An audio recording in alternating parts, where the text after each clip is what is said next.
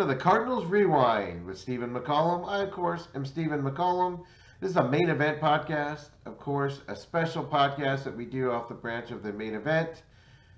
And this is where we break down the previous Cardinals game, look forward to the future games, and being in the midseason today, we're going to actually look at the Cardinals' upcoming schedules and what to expect from them as we go into the remaining part of the year of the NFL 2020 season.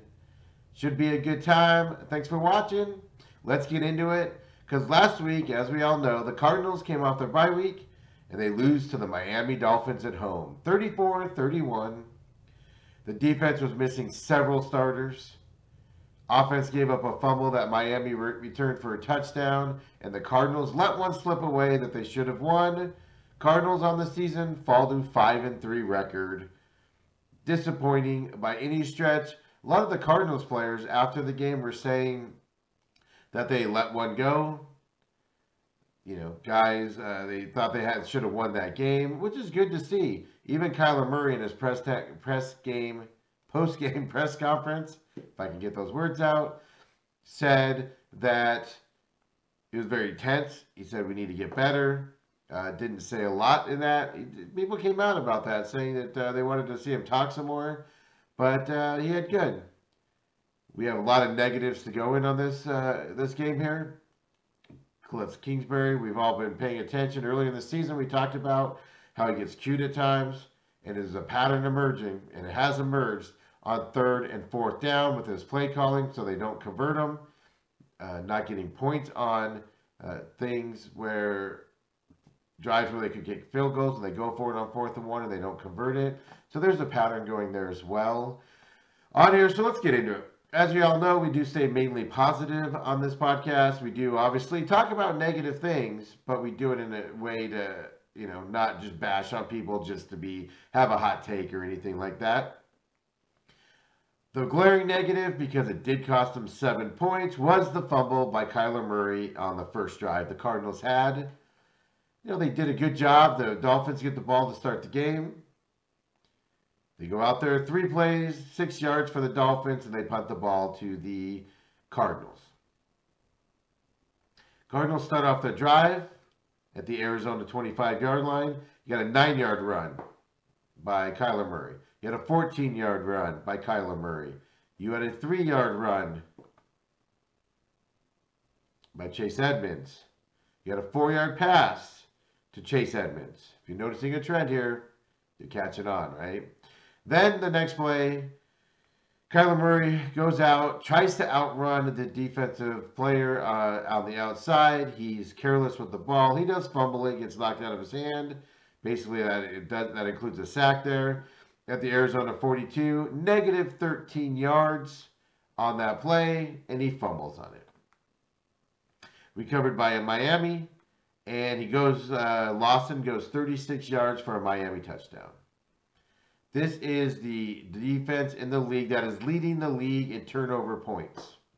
And right off the bat, you go to their strength and turn the ball over, and you let them score on defense to go up 7-0. Not a good start. Not what you wanted to see by any stretch for the Cardinals to start this game. I will give the Cardinals props. I know we're in the negative section, but since we're talking about that fumble, I will give them props. They got the ball right back. Cardinals went 10 plays, 55 yards, and went down and scored. So it ties the game back up again. Essentially, you're starting back over at 0. So they did rebound nicely from that fumble on their first drive to take the 10-play, 55-yard drive for a touchdown. Solid. Another negative. This defense, when it gets decimated with injuries, struggles. We saw that in the Panthers game. We saw it against the Dolphins. You know, Byron Murphy, Devon Kennard, who I talked about before, is a pass rushing guy in there. When he's in there, that defense can get pass rushing going. When he's not in there, they can't. It's bad. Byron Murphy and Kennard were out for COVID reasons. Dre Kirkpatrick, the other cornerback opposite Patrick Peterson, was out. I believe his hamstring is something with his leg. So he was out. And it showed. Secondary was picked apart by Tua. Tua was able to get some holes there and run the ball. He had a lot of running yards there. It's why one reason why I thought the Cardinals would win this game, but I thought this game would be close, was because of the injuries and who was missing on this game. But it's just amazing how bad this defense plays. Now they had Marcus Golden in there. They had some guys in there, but it's still effective when those guys are out. As I said, another negative, play calling and 3rd and 4th down and in 1 yard continues to disappoint. And it's recognized by Cliff Kingsbury, because after the game, he said, quote, "We had some bad calls late on 4th and 1, 3rd and 1, and it turned us over. They got it done. We didn't." This has been a trend in these games on 3rd and 4th and 1, these short deals where the play calling is lacking. They don't convert on it. That's coaching. That's the head coach. He's learned, he's improved a little bit on things like that, but it is not happening the way we all expect it to. We all see it. He says the right things. Can he improve on it? It is something to watch. It is costing them on these plays. Absolutely.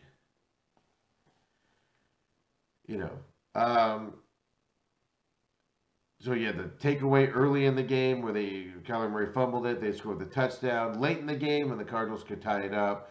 3rd down, 4th and 1, bad play calling where they don't convert on it, leads to long field goals that we'll get into here in a moment. On the negative side here, and these are things that leads up in the NFL that a good team will lose to a bad team, and that's exactly what happened. Next negative, as I just alluded to, leaving long field goals for the Cardinals comes back to bite them this week. As you know, if you follow this, we follow the field goals. Because I noticed early on in the season, week 2, that they were leaving long 45, 54, 50-yard, 55-yard field goals for Zane Gonzalez to make. He can make them. There's not necessarily anything wrong with leaving them. He can make them. You can have confidence in him making them. But leaving those long of field goals means that your offense stutters in one specific area, and that's happened. Now, in this game, Zane Gonzalez went 1 for 2. He did make a 37-yard field goal in the second quarter. So the Cardinals were able to get in there to make it an easier, quote-unquote, chip shot. And that was great to see. But that 3rd and 4th and 1 that Cliff was talking about, there was issues earlier in the game. But it came back and bite him late in the game. Because it left Zane Gonzalez with a 49-yard field goal when the Cardinals were down 3. The Miami Dolphins kicker just kicked a 50-yard field goal to take the lead by 3. Cardinals go, stutter on offense like they can do at times. Get Zane in there. 49-yard field goal to tie the game late in the 4th quarter. The problem isn't that he missed it, it's that he left it short. That's what was shocking. He doesn't leave kicks like that short. If he's going to miss a field goal of that length, he's going to miss it left or right, and he left it short. I was kind of shocked by that. But if they would have been able to convert on some of these late 3rd and 1s, 4th and 1s, they could have gotten closer in for an easier chip shot for him. And those long field goals come back and beat the Cardinals. Bite them in the butt. I've been saying it all season. It's not, if that's where you're left at, fine. Kick it a long field goal. We would like to see him drive it in just another 10 yards, another 5 yards, another 10 yards. Get in there so you can get it, instead of a 49-yard field goal, a 45-yard field goal, a 40-yard field goal. So we got onto that early. Those of you that watch this show, got onto it early with me and see what happens there, right? So it hurt them. They lost the game, not because of the missed field goal. I mean, obviously, that was 3 points off. There were other issues in this game, but that would have at least tied it up late in the game, so the Cardinals could have, either gone to overtime or maybe did something at the end there, right? Because Miami got the ball back, of course, took some knees, killed off the clock, won the game 34-31. So We focused on it. We'd like to see him get a little bit closer in on the field goals. We'd like to figure out, we need more depth on defense. And they made a signing this week, so hopefully that'll help a little bit. Because when a starter goes out on that defense and multiple starters go out, the defense crumbles. On the positive side for this Miami Dolphins game, offense had a good day, especially Kyler Murray. Kyler Murray, according to NFL stats, had the best passer rating last week against the Dolphins. He's in pretty good company. Kyler Murray, 150.5 passer rating last week. Aaron Rodgers had 147.2. Kirk Cousins, 141.7. Josh Allen, this weekend's opponent, 138.5. Drew Brees, 135.2. Tua, 122.3. Kyler outperformed Tua in this game. And, the offense just couldn't get enough points in there to win this game with a defense that gave up a whole bunch. Now, if it wasn't for that fumble, we can always go and play the what-if game like I tend to do on the fumbles. This is why I think it's important on turnovers. You create turnovers on defense, and it results in points. Even if they're field goals, this is why it's important. Dolphins did it. Dolphins take the victory home. That's why I harp on that as well. And I love points after turnovers. I don't like to see it against the Cardinals, but I like it. Right? DeAndre Hopkins had an off day in this game. He did not. Woo. So now there's the debate this week on if DeAndre Hopkins, his lack of practice is hurting the team. I think it's too early for that. I think the Miami Dolphins defense is good. It's a better than average defense. And so maybe it was just a one-game deal. We'll know this weekend with Buffalo, right? Absolutely.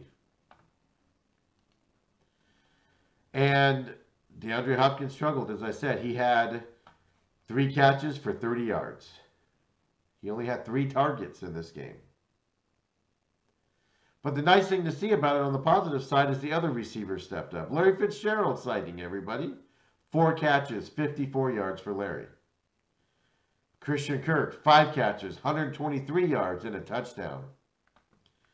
Tight end Darrell Daniels, 1 catch, 21 yards, 4 touchdown. Chase Edmonds got into the passing game, which he usually does. 3 catches, 18 yards. So it was nice to see the other receivers step up in the face of DeAndre Hopkins struggling to get open in this game and for Kyler Murray to hit him. Another positive, I was watching this closely. We all were. Kenyon Drake's out, as we know. He's back to practice this week. Doesn't mean he'll play against the Bills this weekend, but at least he's back and practicing. Might be another week or 2 out still, but he is coming back. The rushing game was on par this weekend. But not necessarily because of Chase Edmonds. But Kyler Murray had 11 carries, 106 yards, and a touchdown. But it was nice to see Chase Edmonds did have 25 carries. That's a lot of carries for Chase Edmonds. A lot. 70 yards off 25 carries. Here's my question. When Kenyon Drake's in there, you're only running the ball 18, 19, 20 times the last few weeks. Kenyon Drake goes out, Chase Edmonds gets 25 carries. Kyler Murray only threw the ball 26 times. That's pretty balanced there in terms of run and pass. Now Kyler Murray had 11 runs, but taking that out, that's pretty even to the running back and then the passing game for the Cardinals. Why don't we get that when Kenyon Drake's in there? So, running game was good this weekend. The offensive line's continuing against a good front 7 of the Miami Dolphins. The Cardinals' offensive line opened up some holes for both Kyler Murray and Chase Edmonds to run the ball. And as I said, Chase Edmonds did have some passing yards, 3 passes for 18 yards as well. All-around player, absolutely positive for the Cardinals this weekend. Cardinals did not lose this game because of offense. Even though that last drive they struggled, 3rd, 4th, and 1. They've had issues on that third and fourth one. We need to see that improve. Cliff Kingsbury needs to make better play calls to get this team in successful situations if you're going to run that. If you're going to run those plays on that situation. Look, Zane Gonzalez has to make that 49-yard field goal and not leave it short. Just wasn't his day. Can't fault him. He makes them most of the time. Can't really fault him for that. But that fumble at the beginning of the game and then the defense not being able to stop the Miami offense is what cost the Cardinals the game. And a game they should have won. Tua, just for a comparison, 20 for 28 completion attempts, 248 yards, 2 touchdowns. Passing. Rushing, he was 7 for 35, so you kept him in check. You didn't let him run on you. They kept the whole Miami Dolphins rushing game in check. Salvon Ahmed led the Dolphins with 7 for 38. And of course their best receivers out. But this is where it hurt for the Cardinals. With Drake Kirkpatrick being out, Byron Murphy being out, even Kennard being out on pass rushing. Devontae Parker, 6 receptions, 64 yards. Preston Wilson, 4 catches, 60 yards. Look at the yardage they got with very minimal catches. 1 touchdown for Preston Williams. Mike Gesicki, 3 catches, 42 yards. Jakeem Grant, 4 catches, 35 yards. Durham Smith, 1 catch, 19 yards. Patrick Laird, 1 catch, 17 yards. Matt Collins, 1 catch, 11 yards. See the trend here? Lots of yards for the Dolphins receivers with very few catches. Alarming with that secondary the way it was. Good news is for the Bill game this weekend, they get a lot of those players back. And when the Cardinals have their starters in there to start in the secondary, they play better. So we should see an increase in that defense this week. And it's just bad timing, and they lost the game. So they came out sluggish after a bye week, and they lost the game they probably should win in terms of stats and the teams on the deal. Absolutely. But, so it's disappointing what happened. It's disappointing how they lost. It's disappointing that we keep seeing these play calling issues on 3rd and 4th down, as we keep saying. It's disappointing the long field goal finally bit them in the butt this week, and they couldn't tie it up late in the game. It's disappointing that when starters on defense, especially in that secondary, go down, the team struggles. The defense struggles. It's disappointing when Kennard's in there. They can't generate enough pass rush to get pressure on people. But okay, so they lost. If they would have won that game on Sunday, they'd have the best record in the NFC. Was it meant to be? Now they're 5-3. With the Buffalo Bills coming in. But since it's the week, just a disappointing game all around. When the game was over, I was ready to rip this defense, ready to rip Vance Joseph like a lot of people were doing. And the more I thought about it Sunday night, Monday morning, I started thinking, injuries are a part of this game. And they were bitten by the injury bug again, just like the Panthers game earlier. Cardinals are a team that are going to have those issues. And when we get into midseason reports, you'll see that even the professional people that follow these NFL teams talk about the inconsistency of this Cardinals team. They're young. They have inconsistent stuff. Absolutely. It happens. Something we're going to have to live with as Cardinals fans for at least this year and probably another year or two after that. So let's move on from the Dolphins game. We know the issues. But again, let's watch the play calling on 3rd and 4th down like we have been. Let's continue to watch the field goal situation. Hopefully that doesn't decrease as time goes on. One thing I did notice also on that missed 49-yard field goal was the roof was open on Sunday. I mean, it didn't look like the wind did it. Didn't knock the ball down or anything. But did that affect it ending up short? Because Zane Gonzalez does not leave those type of kicks short. He usually misses them left or right. So let's get into it. Mid-season stuff, right?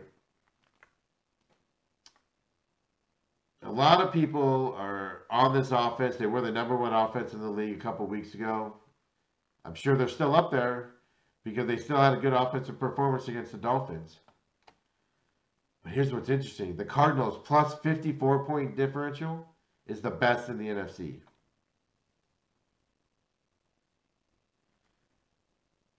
Think about that for a minute. Plus 54-point differential, and they're 5-3. It's because when they go bad, they go bad.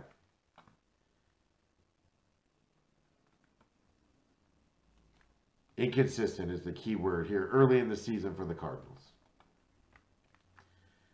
One thing that isn't inconsistent, I mean, he had a bad game against the Lions, right? 3 interceptions, struggled, was kind of lost out there, got confused by what the Lions were showing at him. But he becomes the first player to ever pass for 2,000 plus yards and rush for 500 plus yards through 8 games. Kid's an offensive force out there. Absolutely. That's with a bad game in Detroit. With Detroit here in town. You know? He's still putting up those stats. Absolutely. Another one for Kyler Murray in the midseason here. This one actually goes back to last year as well. His his first 24 career starts. But there's only one player in NFL history to throw for 5,000 plus yards, 30 touchdowns, while rushing for 1,000 yards, 1,000 plus yards, and 10 plus touchdowns in his first career starts. This is the offensive guy. So enough of the short talk. Enough of he's not going to make it because he's too short. Kid can obviously make it in this league. He's showing you he can. Every quarterback has bad games, especially young quarterbacks. So he had one in Detroit. He didn't have one last weekend and they lost. It wasn't necessarily all the offense's fault last week. He's got to curtail the turnovers. The fumble really hurt. The interceptions can sometimes hurt. They hurt against the Lions. He's had bad ones in games that have been returned as well. So we like to just see shore that up and go for it. But Kyler Murray isn't the problem on this team. And him being short isn't the problem on this team. I came across an article. I talked about it on my radio show on Wednesday nights, the main event on 1580 The Fanatic this week.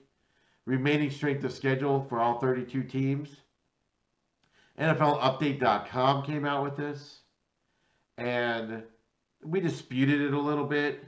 But according to them, I'm not going to argue with their article. It's their article. But according to them, Cardinals have the 5th toughest schedule remaining this year. All right. You know, they have the Bills this weekend. That's a tough game. Bills are a solid all-around team, what we're going to talk about here in just a minute, right? Then they got to go to Seattle on Thursday Night Football. That's a tough turnaround, especially after playing the Bills this weekend. And you got to go to Seattle Thursday night. Cardinals' remaining schedule, of course, obviously Seahawks Thursday night. I already talked about that. Patriots, come on, that should be a win in New England, even if it's cold. Rams at home. Giants on the road, even if it's cold, that should be a win. Eagles at home, that should be a win. Niners at home, it's a rivalry game. You don't know what's going to happen, but the way the Niners are injured, this should be a win. And then the Rams in LA to finish out the season. It's not that hard of a schedule. So we questioned a little bit. But that Bills and Seahawks game are the roughest two. That's dangerous, right? That's dangerous.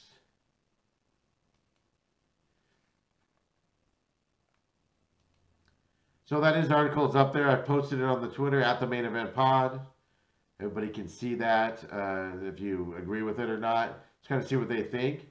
Another midseason report deal. This one was from ESPN where they project out the biggest questions and they do record predictions for all the teams in the world, in the NFL. I tweeted this out also, I believe on Thursday. This was on the podcast on Thursday.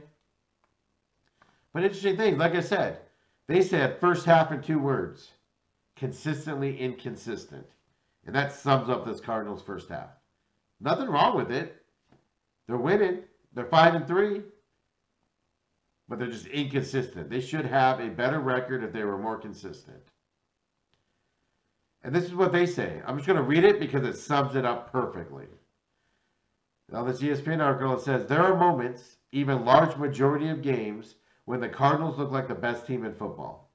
When their offense is flying, eating yards, scoring points, and quarterback Kyler Murray looks like the MVP, and the defense is a swarming attack of sacks and tackles. There are times when both sides of the football look like they wouldn't beat the Jets, even though the Cardinals have already beaten them once. Arizona has already lost to 3 teams it should have beaten. Of course, that's the Lions, the Panthers, and the Dolphins. And beaten a team it shouldn't have in the Seahawks. If it could put together consistent stretches of football, this Cardinals team could be toughest to deal with since the 2015 edition. But the Cardinals need to put together total games together on the regular, and that's been an issue so far. Sums it up perfectly on the Cardinals' first half of the season. But there's good news coming, guys. Looking at that schedule coming up, a lot of people think they're going to lose to the Bills. I'll have my prediction here in a minute. A lot of people think they're going to lose to the Seahawks. I'm a little worried about that game being Thursday night on a short week. Absolutely. So some people are thinking they're going to be 5-5 after these 2 games. It's not going to be too bad, though. I'm going to talk to you about that here in a minute, right? What is their toughest game left? The Seahawks. Because that's Thursday night, short week after the Bills game. But the Bills are a formidable team as well. After that, not super tough game. They're all winnable games after that.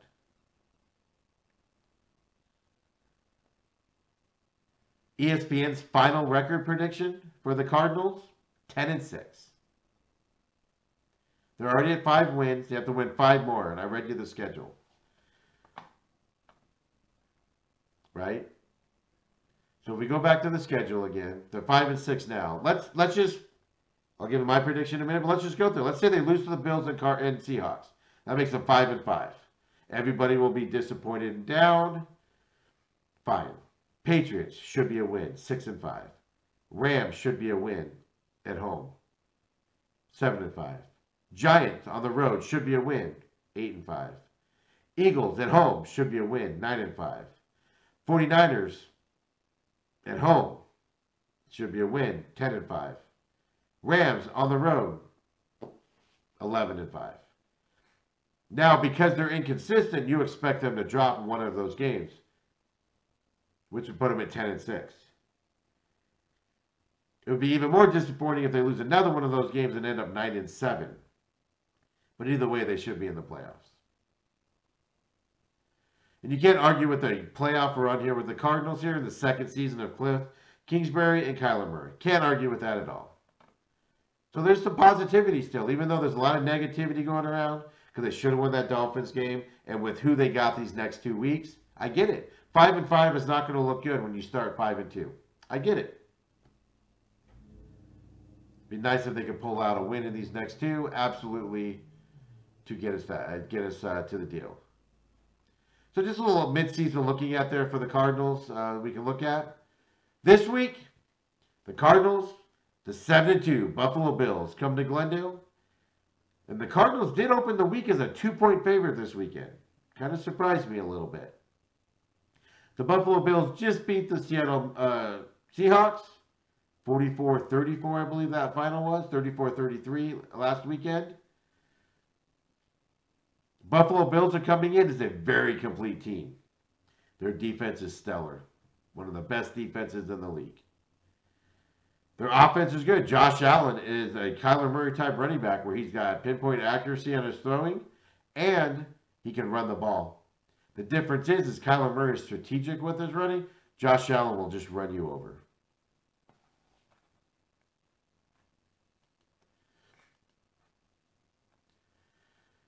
The Cardinals defense gets a lot of their canards back this week. Obviously, Golden's still in there.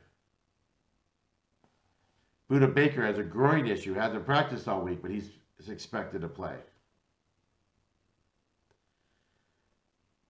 What's the key for this weekend?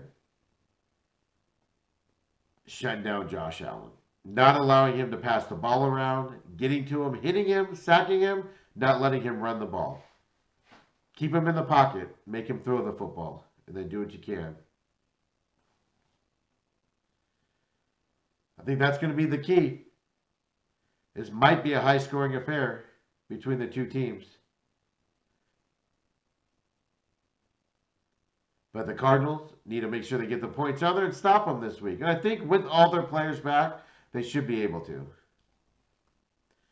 Josh Allen, the Bills quarterback, was sacked 7 times last week against the Seahawks. But he still threw for 415 yards, 3 touchdowns. The Bills threw the ball all game. 45 pass attempts. They had 13 rush attempts. And a lot of those were 13 rush attempts that weren't running out the clock at the end of the game. That's the Bills' game plan. They're going to throw the ball a lot. They're going to run it when they have to. Secondary, we're getting everybody back good. The Cardinals signed, like I said, Budda Baker has a groin injury. Didn't practice this week, but he is expected to play. Kennard and that defensive line need to get back there and hit him. Hit Josh Allen. Get some sacks. Absolutely. Watch the penalties, Cardinals. They had 5 or 6 penalties again this year. A couple pass interference penalties on Patrick Peterson. They're late in the game. Cannot have that this week. Absolutely not. The Cardinals did sign Jonathan Joseph. We talked about that. He was cut from the Titans. Great veteran cornerback. He's going to be in there. He's going to help the depth on that defensive side. According to Steve Kahn, Cardinals general manager, he's going to get some playing time this weekend. He's expected to.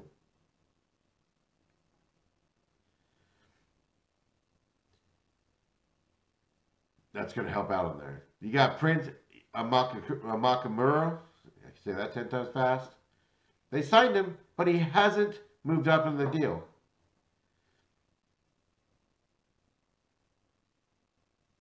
We'll see.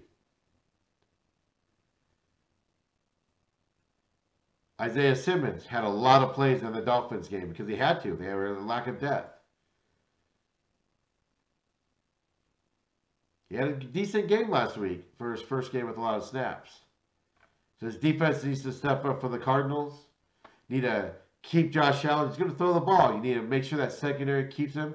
Maybe some turnovers, some interceptions. Hit him. Get some sacks. Don't let him throw for 450 yards this weekend. We're getting the defense back. If this defense that played the Dolphins plays this week, it would be a Bills blowout. Absolutely. 100% a Bills blowout. But they're getting everybody back in perfect timing.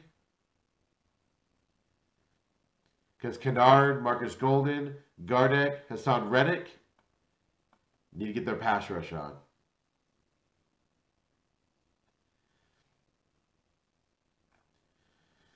So I think this game basically comes down to defense. It might be high scoring. It's just who can stop which offense at what time of the game, and the important times of the games to keep them from moving the ball and going. Time of possession, we talked about that in this deal. It was pretty much even in this Dolphins game, Dolphins-Cardinals game. Cardinals need to win the time of possession, get their defense some rest, wear out the Bills' defense late in that game. I think the Cardinals are going to win this game. It's going to be a 34-28 type ball game. D-Hop needs to get some more receptions, obviously. But if he doesn't, I like how Christian Kirk and Larry stepped up last week. We need that again. Keep Josh Allen from getting some big running plays out there. And as I said, stop him from 415 yards. He's going to get some yardage on you. He absolutely is. It's minimizing. It's the key. Cardinals, 38-34 type of a ball game. 38. So what did I say? Not gonna be 34-28. I'm getting my 8s and my 4s confused. 34-28 victory this weekend. Cardinals are going to come out fired up. They know they shouldn't have lost that Dolphins game. They're going to come into here. They're going to want to rebound. They're going to even though the offense played great, they want to add on to it. The defense has something to prove now. With those guys being out, they're going to come out and be hard-hitting and contain these guys and play good defense this weekend. That's what I'm expecting. Game kicks off at 2:05 on Sunday. I will be in attendance. This is the game as a season ticket holder that I chose over the Dolphins to go to. I'm excited about it. The Bills offense ranks 4th in the league. Cardinals offense is at 5th in the league now. Bills defense 24th in the league. Cardinals defense 14th in the league. Let's do it. Go Cardinals. Of course, everybody, I appreciate y'all watching. Of course, you can reach me at SMAC500, SMAC500 on Twitter, all the socials. And also at the Main Event Pod, where we do the show notes. We post this as well on there. We do, of course, you got the YouTube video that we post up that you can see. Or also we do it in all the podcast forums as well. So you have multiple ways to view this podcast. Let me know what you guys think the Cardinals are going to do this weekend. Tell me a final score. What your expectations are. Are you disappointed in Cliff Kingsbury's play calling in these 3rd and 4th down positions? Who do you have winning this weekend? What's the score? Give it to me. Give it to me. Let's go. We'll see y'all next week. Well, next week, we got to come a little earlier too because they do play Thursday Night Football against the Seahawks. So we'll be breaking down the game probably fairly early after Monday. Probably Tuesday we'll record. We'll get all the injury reports after Monday, all the press conference stuff on Monday. Look forward to that Thursday game against Seattle. It's going to be a good week. Good couple of weeks here. Go Cardinals. We'll see y'all next week. And hopefully we're talking after a Cardinals victory this weekend.